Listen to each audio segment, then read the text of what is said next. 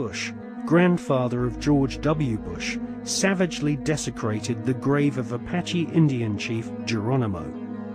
Prescott Bush robbed Geronimo's grave and had Geronimo's skull placed in a display case alongside the order's other treasured possessions, which include silver tableware from Hitler's Eagle's Nest headquarters in Nazi-occupied Austria. Welcome to the satanically inspired secret world of the Skull and Bones Brotherhood of Death. Welcome to the sick world of the Bush family.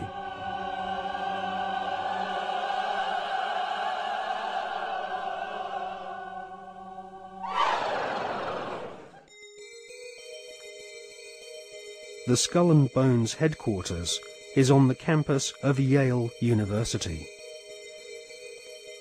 Yale is home to several other lesser secret societies, including the Scroll and Key. Alexandra Robbins is an American journalist who has written a book about the Skull and Bones called Secrets of the Tomb. In her book, she traces the origins of this cult, which was funded from profits of the Russell Company in the early 1800s. The Russell Trading Company was nothing more than an opium trading empire, which, still to this day, is the corporate arm of the Skull and Bones Secret Society. William Huntington Russell had travelled in Germany during his student years and was befriended by a disciple of Adam Weishaupt's Bavarian Illuminati. Upon returning to the USA in the early 1800s, Russell used some of his family's opium wealth to fund the building of the tomb at Yale University. Russell initiated several of his fellow classmates, including Alphonso Taft, who would go on to become the Secretary of War and ambassador to Russia. Alphonso Taft's son became President of the United States, and so a time-honored tradition of hereditary membership of the Skull and Bones Brotherhood of Death was begun. We see this tradition continued to this day, with senior bonesmen encouraging young initiates to marry into each other's families, their sons and daughters following in their parents' footsteps and becoming disciples of this most unholy of orders. In the Hollywood movie Brotherhood of the Bell, we see an initiation ceremony, which is a common occurrence on the campuses of America's elite Ivy League secret societies.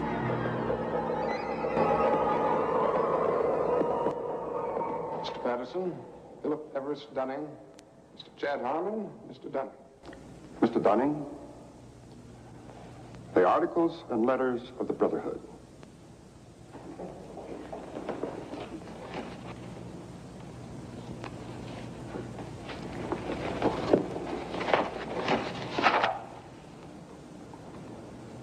Do you swear that having been entrusted with these articles and letters since midnight this night, that you alone read them and did not communicate their content to any person whatsoever? I so swear. Having so sworn, are you now prepared to go forward? I am prepared.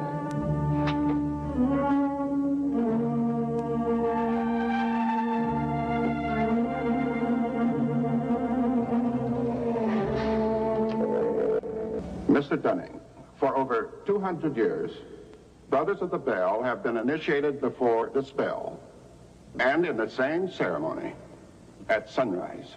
22 years ago, Mr. Patterson stood due east in your place, and I became his senior, as Mr. Patterson is now yours. One day, Mr. Patterson will stand due south, and he will induct a Brother of the Bell, and you will become senior. See, in this fashion does the Brotherhood express its continuity. It will continue long after all of us are dead. But that continuity depends upon one thing: obedience. Absolute obedience. If and when you are ever called upon by Mr. Patterson to pay your due bill, you must comply, whatever is asked of you. Well, that bill may come due tomorrow, in 20 years, or never. It will not be a matter of money. It will be an act of fealty, of loyalty to the Brotherhood of the Bill. Now, if you require anything at all, get in touch with your senior, and he will see to it that it's arranged for you.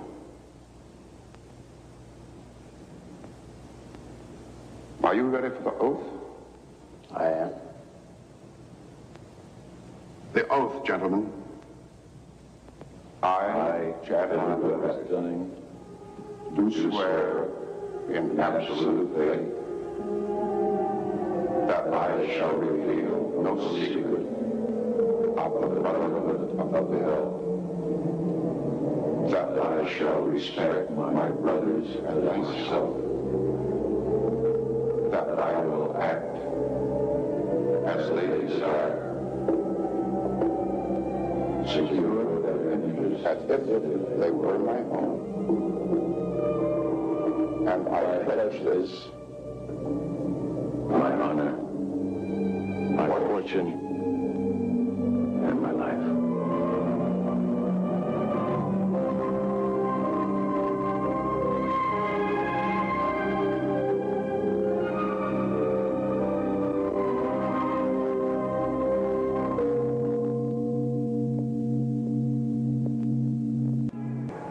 You know, I still find it incredible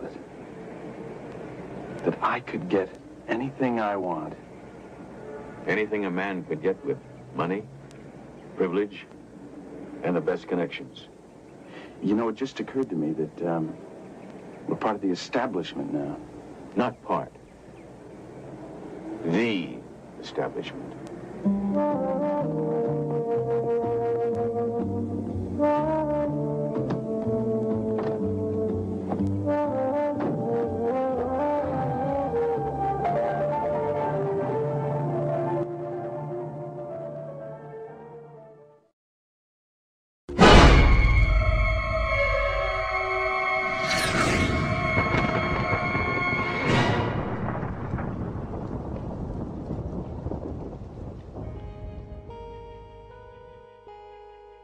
In her fascinating book, American journalist Alexandra Robbins claims to have unearthed a skull and bones plan to dominate the world.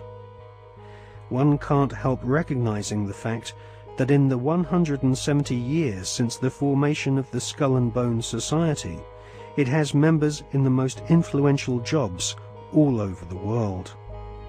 New initiates seem to fall effortlessly into high-paid jobs within banks, media organizations, government agencies, and huge corporations which earn vast profits from government defense contracts. Some researchers claim that all members agree to tithe their wealth over to the society, thus ensuring that their offspring will become future initiates of the Brotherhood of Death.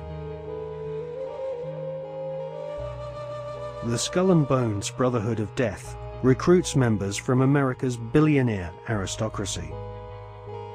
Multiple generations of the Bush family have taken part in 6 satanically inspired rituals along with members of wealthy families who are behind some of America's most famous brand names. Based on the rituals of the German Bavarian Illuminati, the Skull and Bones have approximately 900 members worldwide. George W. Bush has initiated 5 fellow Bonesmen to join his administration, including William Donaldson, who is head of the American Securities and Exchange Commission. Upon initiation into the Skull and Bones, candidates are told that they must forever deny their membership. The psychological mind programming and brainwashing which goes on inside the tomb can only be guessed at, as no Bonesman has ever broken the fraternity's rule of silence. Fellow students at Yale have often said that on the night of ceremonies, blood-curdling yells and shrieks can be heard from inside the tomb. Some